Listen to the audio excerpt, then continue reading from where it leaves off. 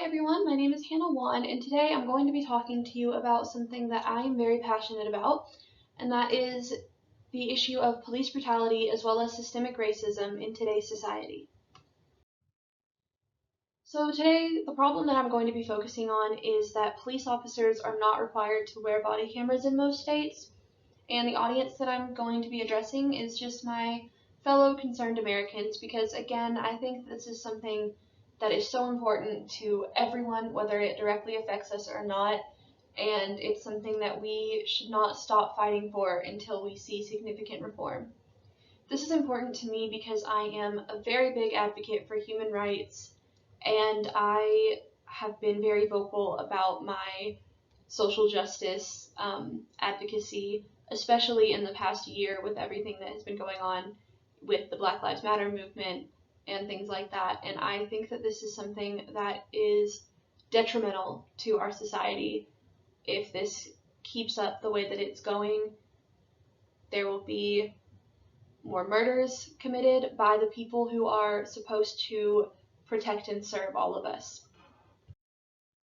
Some important statistics to look at is that in 2020 alone, there were 1,021 fatal police shootings, with many of them being of Black Americans. According to a website called Statista, the rate of these shootings among Black Americans was 36 fatal shootings per million of the population as of April of 2021. According to the Body-Worn Cameras Law database, also as of April 2021, only 7 states have body camera laws in place for their police officers. Today I'm going to be talking to you about 2 major events, and of those 2, neither of them took place in any of those 7 states.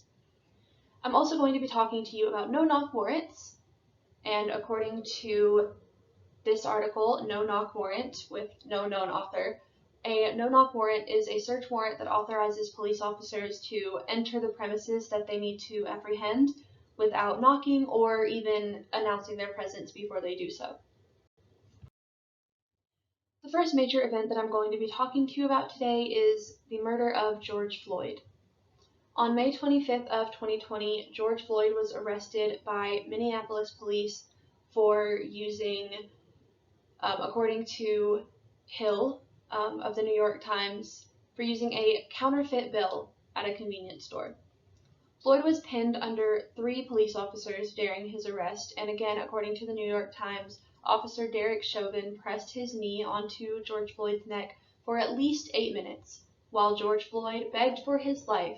He repeated the words, "I can't breathe," which later became a mantra for the Black Lives Matter movement. And it's also important to note that Chauvin continued to pin Floyd to the concrete by his neck for at least a minute and a half after Floyd had already lost consciousness. The next event that I'm going to be talking to you about is the murder of Brianna Taylor. On March 13th of 2020, Brianna Taylor was murdered by Louisville police, who entered her home using a no-knock warrant. It was believed that her apartment was being used as a stashing location in a drug ring that was believed to be run by her ex-boyfriend. So shortly after midnight, police officers operating under a no-knock warrant used a battering ram to beat down her door and enter her home. Both Brianna and her boyfriend, Kenneth Walker, were in bed when this happened, and they both called out to see who was at the door when they heard the loud banging.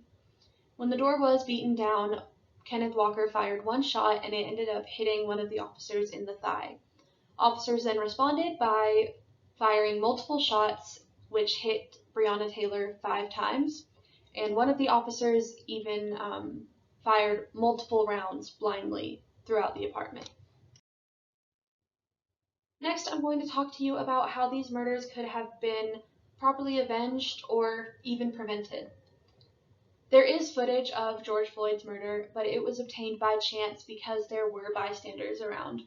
If this had happened in a different location or even a different time, it's likely that Officer Derek Chauvin and his colleagues never would have been charged with the murder of George Floyd. Brianna Taylor's murder has no footage because, again, it happened in a state with no body cam laws and in the middle of her apartment with no bystanders to witness it, and those officers have still not been charged with her murder. So the enforced use of body cams obviously is not going to end racism, but it could have deterred these murders at the most, and at the very least, it could have held the officers accountable and gotten these people the justice that they deserved. Some possible solutions for these issues is that police officers should be required by law to wear body cameras at all times while on duty and submit that footage at the end of each of their shifts. Furthermore, I believe that within the police force, funds should be made available in order to accommodate de-escalation training as well as mental health resources, such as having a licensed psychiatrist on the scene. In conclusion, obviously, systemic racism is deeply, deeply rooted in hate, and it's not going to go away anytime soon. But according to Candace Norwood of PBS, the idea behind enforcing body cameras is to enforce accountability. And obviously, this is a hope, not a guarantee, but it is a start. Thank you so much for your time.